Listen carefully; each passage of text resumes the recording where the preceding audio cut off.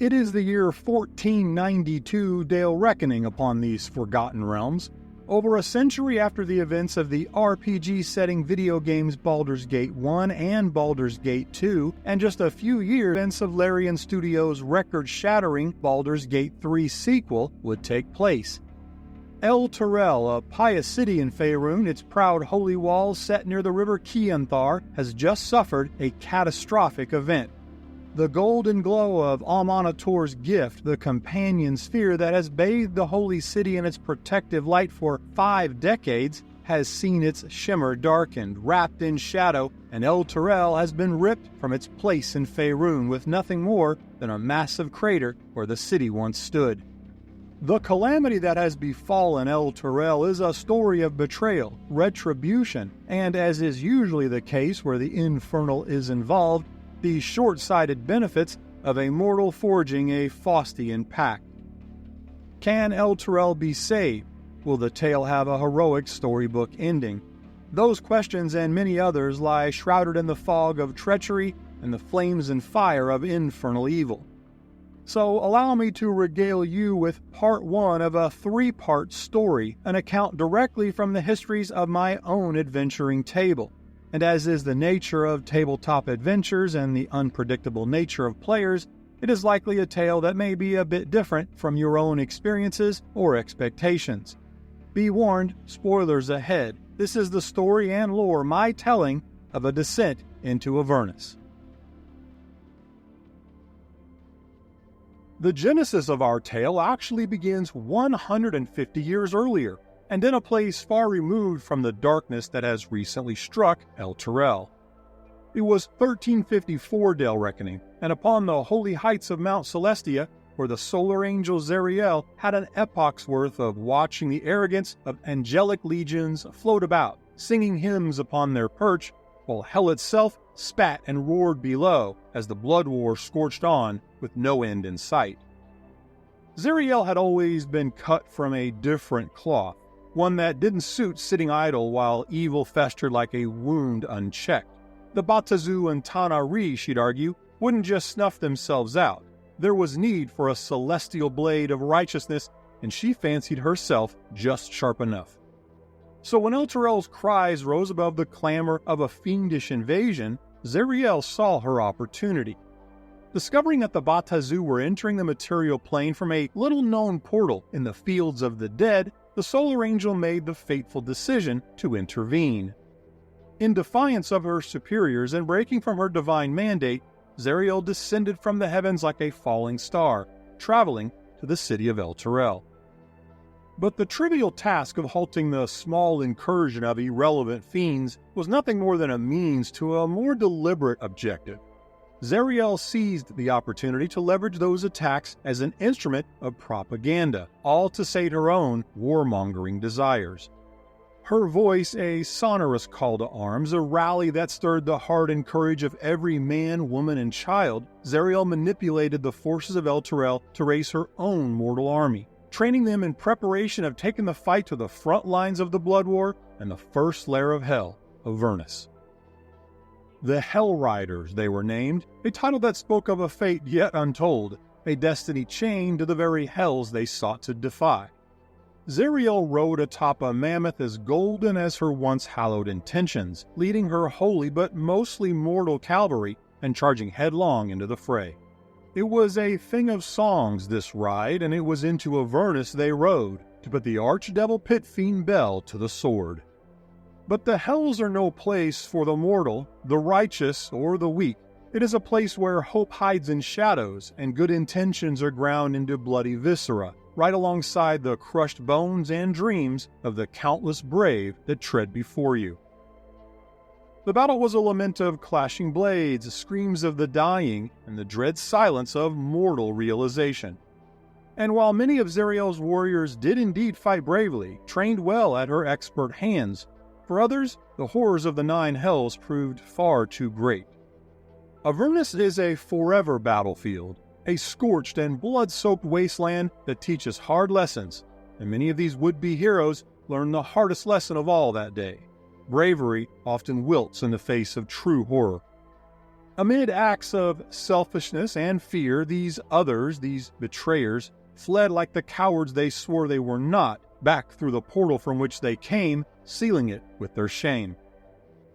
In a twisted reality forged of lies and guilt, these craven men returned as heroes to a world that never knew the taste of their fear, never saw the white in their eyes, and never knew the treachery they had wrought. They were called Hell Riders, but the title sat on these deceivers like a stolen coat, ill-fitting and heavy with the weight of lies. Back in Avernus, as the dust of battle and realization of betrayal settled in, Zariel was left to the mercy of the Hells. And if you know anything of these Hells, you know mercy is a currency they don't trade in. Zariel was brought before Asmodeus, the sovereign ruler of the Nine Hells, broken not by might, but by the weight of betrayal and the loss of her divine favor. Yet in a twist fit for bardic legends, Asmodeus saw a rare fire in the fallen angel that hadn't died with her defeat. Here in Nessus, the deepest part of these Nine Hells, the Lord of the Nine presented Zariel with a purpose to channel her hatred for chaos. Rulership over Avernus, a crown of her own if she'd bow her head. And bow she did, taking up the mantle of Archdevil with the same hands that once carried the light of the heavens. In an irony that only the Lord of Lies himself could make possible, Zariel succeeded in the deposing of Bel after all, though through the most unlikely of routes. But those memories of treachery and betrayal never stray far from Zariel's thoughts. Now an archdevil, ruler of Avernus and chief strategist of the front lines of the blood war, she watches and waits, her eyes a seething gaze upon Elturel, a city of cowards who once fought under her banner, and a city that will one day know her retribution. If you enjoy and/or find any value in these long-form essays, perhaps consider showing your support over on my Patreon, where I have an ever-growing collection of world-building resources to populate and enhance your adventures and worlds. You can check it all out for free and join with zero obligation. You don't have to spend a dime unless you want to. Links are below, and a sincere thank you to my supporters that make this video possible. Almost a century later, in 1444, the year of seducing Cambion, we find a city dying.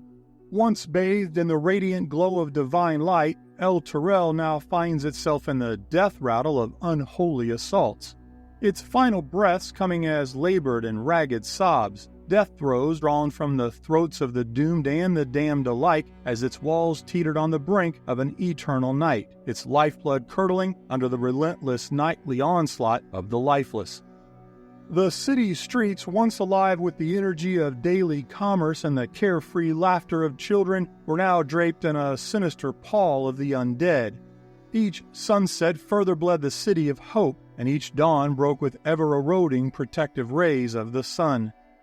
Under the unholy banner of Elturel's former High Rider and Paladin of Helm, now turned undead, Lord Delt, now a vampire lord, had besieged the city, his dark forces attacking each night, leaving the streets slick with its sanguine remains and the air thick with the copper tang of bleeding terror.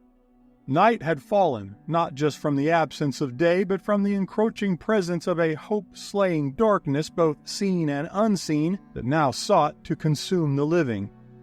The divine Pact that had long cradled Elturel in its protective embrace now quivered under the relentless onslaught of this siege of shadows. Each soul lost to the creeping dusk, each guardian fallen to the fangs and claws of the night, frayed the bonds of this celestial contract. As the city's faithful perished or fled, their numbers dwindling each day, those that remained echoed whispered prayers, now falling into a chorus of despair, a somber dirge that even the most pious of hearts could no longer dismiss or ignore. Fabius Krieg, a once faithful and devout priest of Torm, the patron deity of loyalty, duty, and righteousness, emerged from the previous night's carnage to witness the horrifying aftermath of evil's cold grip on the city.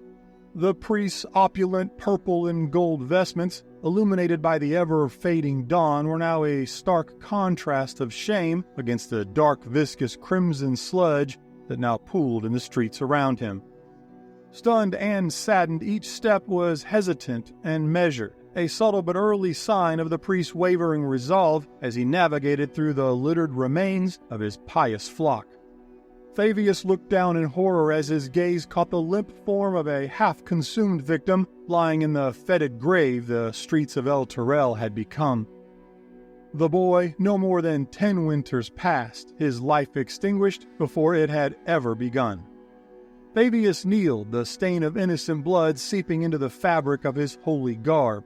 He looked upon the boy, his heart now a leaden weight in his chest. The child's eyes, once bright as emerald jewels, now stared vacantly in the morning dawn, a silent indictment. The mud and viscera around him, black and viscous, cradled his still form, a morbid mockery of the peaceful rest he was denied. Why? The question seemed to rise from the boy's cold blue lips, a whisper carried on the foul winds of decay, as if to question the priest of righteousness. Why did the light abandon the faithful when the darkness came? The priest's gaze lifted to the heavens, seeking that very answer, a sign from Torm's celestial realm of true art, anything to justify the suffering endured by his people. But there was nothing. His prayers and pleas met with only silence. There would be no divine intervention, no bright beam of prismatic light breaking through the dark clouds of dawn. No chorus of angels descending to repel the darkness. Only the oppressive silence and the acrid smoke that rose from yet another grim dawn of Elturel. Torm, the god of duty, it seemed, had abandoned Fabius and forsaken Elturel. As the night's embrace collapsed upon the city once again, Fabius listened to the fading cries of the dying as the sounds of the living slowly succumbed to the ambient feeding of the undead. And it was in that moment the spirit of Fabius Krieg was shattered, his faith fragmented beneath the weight of his people's suffering and his own impotence. Retreating to the crumbling sanctuary of High Hall, the priest's prayers soon morphed into appeals of a different nature. If the gods would not answer, perhaps there were others who would, entities for whom the pleas of desperate men were not beneath notice. As the last candle in the cathedral of High Hall flickered and died, its flame of light surrendering to the shadows, so too did the priest of Torm. The darkened chamber's ominous gloom set as a burdensome mantle, one that Fabius Krieg wore as heavily as his own holy vestments. He sat alone, his prayers now nothing more than an empty, whispered chorus from which the priest had long since stopped, expecting an answer. The malaise in High Hall was all-consuming, a void that leached his faith and mirrored the hopelessness gnawing at his once steadfast beliefs. It was there, in that sanctum of waning devotion, that a pillar of fire manifested, and Zariel, the Archduchess of Avernus, emerged. Her form was both ethereal and oppressive, a paradox of the divine and the damned. The fires of hell danced in her gaze, casting deep shadows that played upon the stone walls with infernal delight. Her voice, a symphony laced with an intoxicating mix of hope and cold calculation, carried both a certainty of respite from the relentless siege and the regretful mourning of its ultimate cost. Fabius Krieg, she began, her voice unfurling around the priest like dark silk, steeped in a toxic allure. Your earnest prayers fall upon deaf ears, but my attention is all yours. The oppressing silence that followed was a stained canvas for the dread deal that was to be proposed. Fabius, a broken figure shrouded in his own turmoil, faced the archfiend with ruins of the crumbled pillars of his faith and spirit he once thought unassailable. Your city cries out each night in its death throes. What would you give to be its savior, Fabius Krieg? Elturel's undying light amidst such suffocating darkness. Zariel's words were the sweet poison of a serpent's charm, a sinister nectar that hinted of damnation. With a voice frayed in desperation and dread, Fabius whispered, I would give anything, even my own soul, to save the city and those within its walls. Zariel's smirk was a masterpiece of scorn, cruel as the fate she offered. Your soul? You asked me to save the lives of thousands for the price of a single soul from an old man? Such a humble offer, dear Thavius. Your soul is but a given. No, I require a more substantial payment. I require Elturel completely. The cold terror of realization, as if shouted from the deepest chasms of the lowest hell, overwhelmed every one of the priest's senses. The whole of Elturel? I don't understand. The priest stammered, his every word a gallows knot tightening around his own hope. I offer to deliver your city from the undead darkness and bathe its walls in protective light. And you, my dear Thavius, will be lauded as the beacon that outshone the darkest of night. You will attain power and status and have your name etched in the halls of Candlekeep.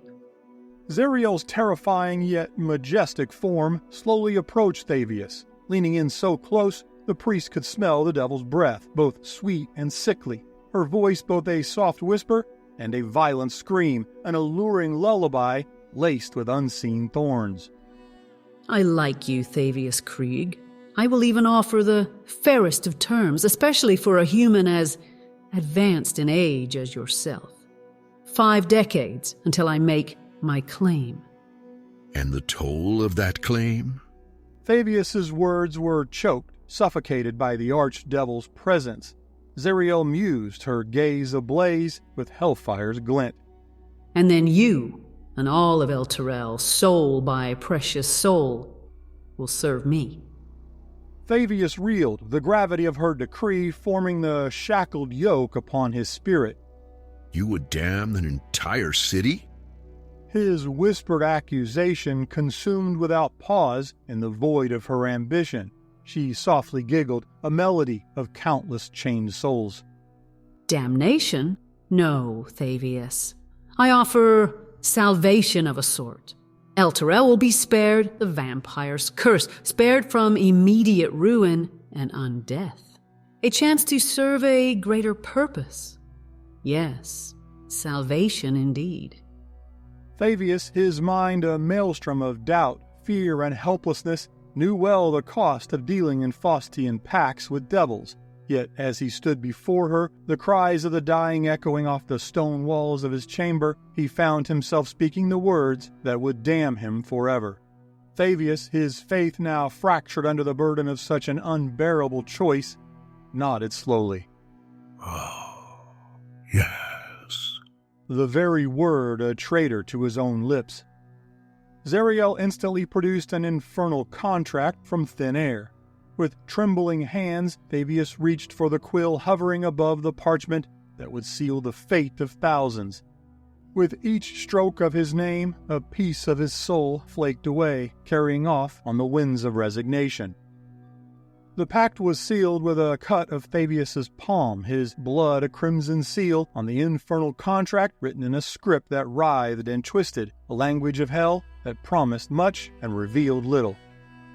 Zariel watched, her satisfaction as palpable as the darkness that currently enveloped the city. When complete, a tome appeared before Thavius, titled The Creed Resolute. As Zariel once again wrapped herself in the flames of Avernus, she left Thavius with the following words. The light you so desperately seek shall be yours, Thavius Krieg. So bask in all it offers you. But remember, the brightest lights cast the darkest shadows. As the Archduchess of the first layer of the 9 hells vanished into the flames of Avernus, a new light dawned over Elturel. It was not the warm, golden glow of the sun, but the first rays of a shining golden globe hovering directly above High Hall, casting its brilliant, protective, yet deceiving glow, driving away the vampire lord's unholy horde and bathing Elturel in unending daylight. Thavius Krieg stood at the window of his chamber, watching the light wash over the streets, cleansing them of the night's horrors, yet the blood on his hands remained, a stark reminder of his own betrayal. The city rejoiced, ignorant of the true nature of their deliverance. Thavius had saved Elturel, but at what cost? Only Fabius knew the dark secret of the companion as the brilliant globe would come to be known, a secret he would carry like a chain around his neck, an albatross that, unbeknownst to all, would drag Elturel into damnation when Zariel returned to claim her due. Elturel, a city saved, a hero born, and a future damned, all bound by a pact written in desperation and signed in the sacrifice and betrayal of his own people.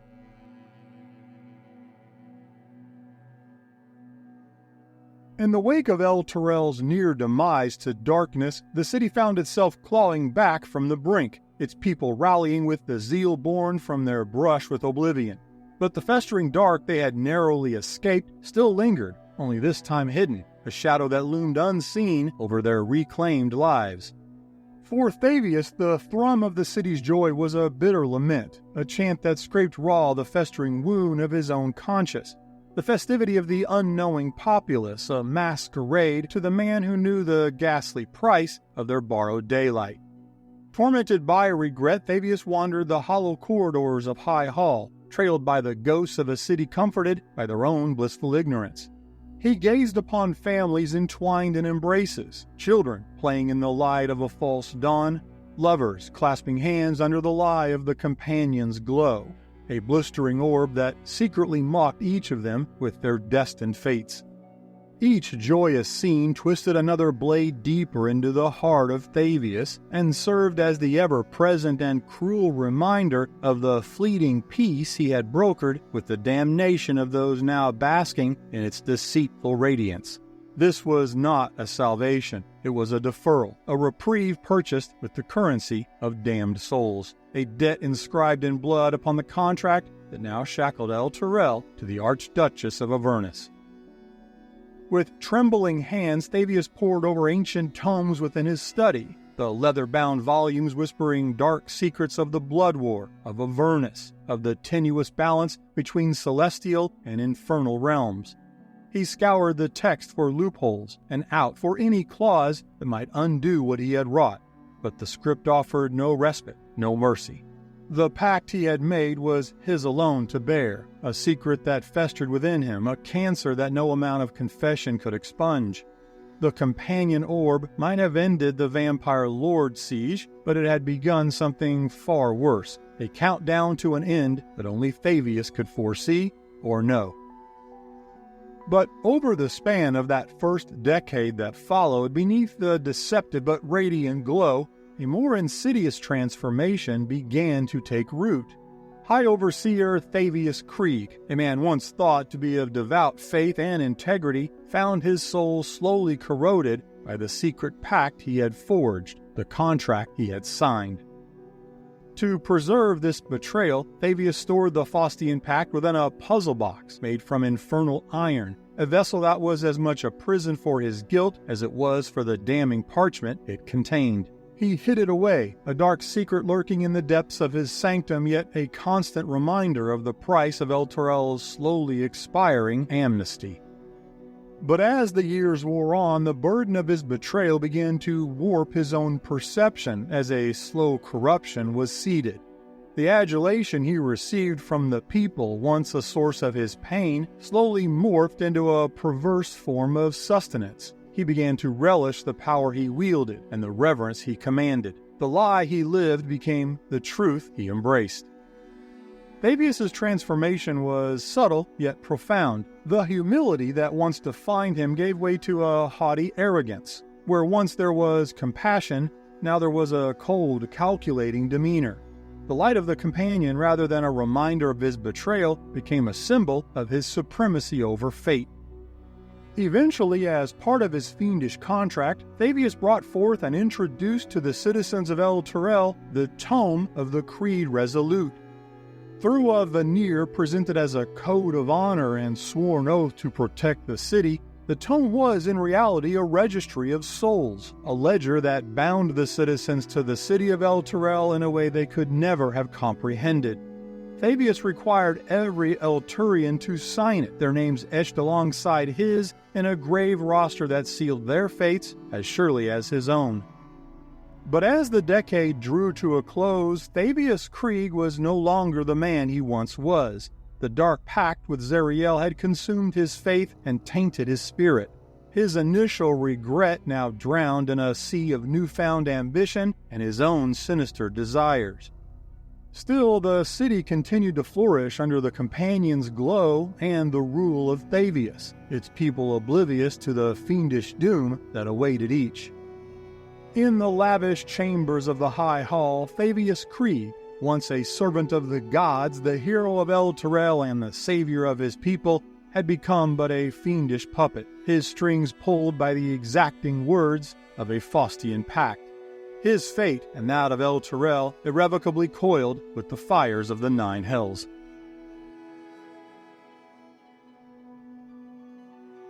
In the year 1492, the shadows of infernal flames and a distant pledge 1/2 century in the making finally stretched their tendrils over the holy walls of Elturel. The city, once a beacon of hope and divine light, stood at the precipice of infernal descent, orchestrated by its high overseer, Fabius Krieg. Now a vessel of the strictures of the Nine Hells, his soul fully stripped of any remnant compassion or remorse, transformed by his allegiance to the Archduchess of Avernus. In the most recent years, Fabius had found a sinister conspirator in a Baldur's Gate noble named Thalamra Vonthampur. She draped herself in the guise of Faerunian civility, but in truth, her evil went to the core. Together they plotted and schemed, luring Uldar Ravengard, the Grand Duke of Baldur's Gate, into their web of infernal loyalties. Their sinister plan used realms politics to ensure that the Duke was in Elturel at the very moment the city would face its grim fate. As the precise moment the Faustian contract came due, a time Fabius knew well in advance, the city's shimmering beacon of light suddenly and without warning unveiled the secret it had hidden for 50 years, twisting into an infernal orb of darkness as the ground below Elturel fractured, a deep chasm of hellfire opening wide to tear the city from its place in the realms. In a maelstrom of unholy damnation, the Nine Hells swallowed Elturel as flames erupted, marking the path of the entire city's descent into the depths of Avernus. Zariel, watching from her seat of power in the basalt citadel, smiled in the coming of her retribution, claiming her due with a conqueror's glee. Fabius had fled the city in the night and was but a silhouette amidst a backdrop of the pandemonium. He watched the catastrophe unfold with distant eyes, devoid of humanity, from a rise a few miles to the west.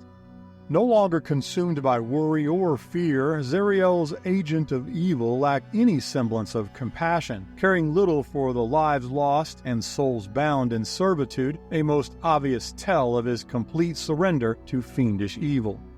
He watched coldly as the holy city was dragged from this realm, as those not killed immediately fled like insects under an exposed log. He had resigned himself to their fates years ago.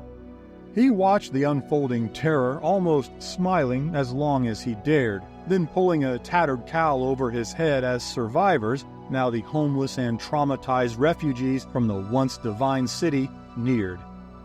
He mixed in and moved through the chaos, his gaze coldly sweeping over, then dismissing the displaced and the doomed. With each step, he vanished further into the throng of refugees without pity or remorse. The sight of their despair was but a triviality, a necessary cost for Zariel's grand ambitions. A cruel smirk curled his lips as he silently spoke in venomous whispers, directed at the desperate homeless he once called his people. Look at them scurry, pathetic souls. If they only knew what lies ahead. Still, better a refugee in the land of the living than a soul shackled in the fires of hell. Let them cling to their pitiful lives, for in the end it matters little. Each will bow to the might and glory of Zariel. The spires of Baldur's Gate loomed on the horizon, a city unaware of the viper now slithering into its midst. There, Fabius Krieg would find new allies and victims, his past sins cloaked in both shadows and lies. He had much more work to do. Elturel was but Zariel's opening act, and Fabius relished the anticipation and his role in what was to come. claiming Baldur's Gate as the Archdevil's next prize. That concludes Part 1 of our 3-part journey into the fires of Avernus. In Part 2, you will meet my table of 4 adventurers, comprised of a sorcerer, a druid, a bard, and a paladin. They will soon receive the news of Elturel's disappearance and make their way south from Daggerford to investigate, and will ultimately descend into the first layer of the 9 Hells. I want to extend a special thank you to my YouTube channel members and my supporters over on Patreon who, through their generous support, make these long-form essays possible. If you'd like to support my work and check out my ever-growing collection of Dungeon Master and world-building resources, from adventures to art packs from these very episodes, you can join for free with no obligation. Links are below. And finally, if you think I earned it, please like and subscribe. Thanks for listening, and until next time, remember the only limitation at your table is your imagination.